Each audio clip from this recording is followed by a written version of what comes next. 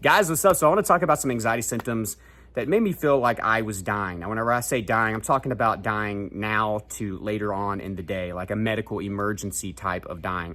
I tied pretty much any anxiety symptom that I had to any type of illness, disease, or cancer and things like that. And sure, those things did terrify me, and I went through all those different cycles as well throughout my journey. But a huge part of my fear was dying before I'm able to go get help or get to the hospital, or before I can say goodbye to the people that I love.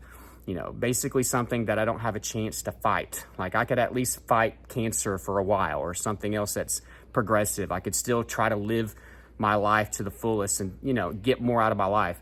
Something like sudden death or cardiac arrest or a major heart attack or a major stroke, or those things were the things that terrified the hell out of me, and it would send me to a panic attack, okay? And then those symptoms would get worse. So I guess I'll start up high. Headaches. Some of you guys, bless your hearts, you have headaches nonstop all the time. I had intermittent headaches. I would get them pretty often, but they usually wouldn't last a long time. Now, I did go through a few stretches where they would last a few days to about a week, you know, depending on how much thought and energy and fear and focus I would give them. But whenever I did have them, I did not handle them well at all. And now, they were primarily tension headaches, so I would feel just this tightness at different points of my head. But sometimes I would get little kind of sharp pains and deeper, and those really would scare me. So my mind would always go to some type of a brain bleed, okay, or a clotting issue. So that's going to be a stroke, right? I was so afraid of having a stroke and losing the ability to talk or to move some of my face or to move parts of my body, and also to just die in general. And then aneurysms. That scared the living hell out of me. And of course, I did all my research and all this stuff, and that just freaked me out even more. So headaches, that's a scary one. I know a lot of you can relate with that, but they pretty much were tension headaches, and I would occasionally get some sharp pains here and there. I did get a few brain zaps. Not so much painful, but they were scary as hell, and I thought that was a stroke happening. Now, this next one was extremely scary for me, and that was dizziness, lightheadedness, vertigo. Anxiety messes with our vestibular system, which is our inner ears, so it can affect things like your balance or coordination, and it can give those sensations and symptoms. So for me, it felt like at times I was walking on a boat that was on water. I'd feel spacey, lightheaded, faint. I would really feel like I was going to pass out, so that scared the crap out of me. Of course, I didn't think I was just going to faint or pass out. I felt like my heart was failing. So you could pretty much tie dizziness to any medical emergency. I mean, if you are about to die or you feel like you're about to die, you're probably going to feel faint and lightheaded. I mean, let's just be real. So I would attach it to everything. Having a stroke, having an aneurysm, having organ failure, an internal bleed of some sort, or a clot, or a heart attack, or heart failure. I was never happy. Either my heart was going way too fast, or I was afraid that it was going to stop at some points. I was never happy, right? never happy. So yeah, that was a very scary one. And guys, like, I would just sit down whenever I would feel this symptom. It would cripple me once it got started, because I was one of those guys, like, if you keep on focusing on it and fearing it, it will stick with you all day, if not longer. The next one, guys, is anxiety-related chest pain. I talk about this in a lot of videos because it was the biggest thing that I was afraid of for the biggest chunk of my anxiety. I had it for 5 years, but the first 2 to 2.5 years was really ruled with this fear of having a heart attack, you know, having some type of arrhythmia, or going into AFib, or having POTS, or, you know, just my heart failing, having heart failure, sudden death, sudden cardiac arrest, and dying at a very young age. I was relatively thin. I could pretty much play any sport at that time. I was young whenever I first started fearing this. I was 21 years old. I really didn't have any risk factors for heart disease at all. It doesn't even run in my family, for crying out loud. So I don't even have a genetic component to worry about. But whenever I would have these chest pains, I was convinced that there was something wrong with my heart. What I was primarily dealing with was tension. Now, I could have it up high. Let me scoot back or try to stand on my tippy toes here. I would have it everywhere. So I could have it up high, okay? There'd be tightness up in here. I could get tightness in the center, which would really scare the crap out of me, right over my sternum area. I would definitely get it on the left side. I could get it on the right side. I could get it a little bit lower. Now, the lower the chest pain is, for me, I would pretty much tie that down or couple it with heartburn, indigestion, GERD, things like that. So that would really aggravate my chest pain in that area, especially if I ate a heavy meal or something like that. So that would lead to pressure and everything like that. Also, trapped air, trapped gas can lead to some pressure in and around your chest.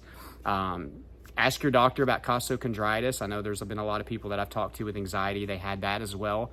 But you can have shooting pains that start somewhere and go somewhere else.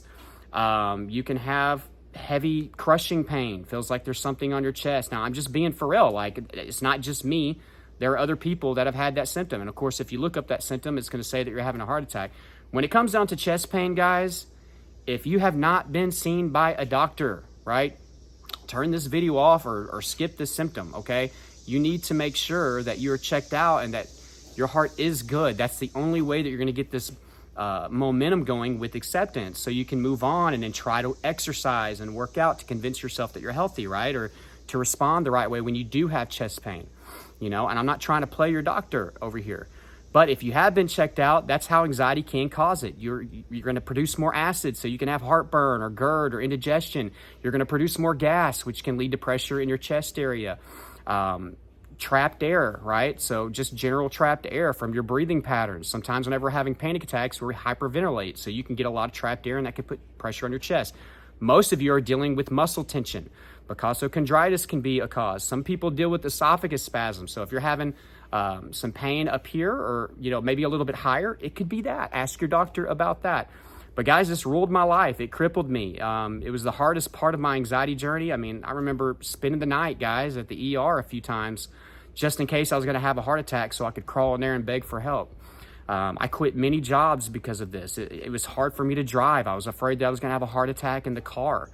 So I was afraid of that, guys. It basically crippled every aspect of my life. It completely changed the way that I was living. I constantly was always checking my pulse, guys. I was always rubbing my chest whenever I would have chest pain. I would try to check my blood pressure as much as I could. So it basically ruled over me for quite some time. So for these next symptoms, guys, I'm kind of grouped them all together instead of dragging this out for 30 minutes. But anything, guys, below my chest area to my hips, where we have a lot of our organs, our digestive system, our kidneys, our diaphragm, all that area. If I ever had any pain in that area, my first go-to, because this is how it worked for me, I would always first go to what medical emergency could that be for that area of the body. Obviously, if I'm having pain up here, I'm going to heart attack or something horribly going wrong with my heart. If it's a headache, I'm thinking of strokes or aneurysm. So if it's anything in my digestive area or my kidneys or my back, I'm thinking of acute organ failure or some type of an internal bleed. So I would think those two things. If it was right here on my right, I know that's where my liver is. I'm thinking, liver failure. If it's my lower back or mid-back pain, oh no, I'm having kidney failure, which a lot of that was not even organ pain anyways. That was just muscle tension. But I would think, oh my God, is that my kidneys? Are my kidneys failing? Stomach, I would think that, that I had a bleed or that it had ruptured.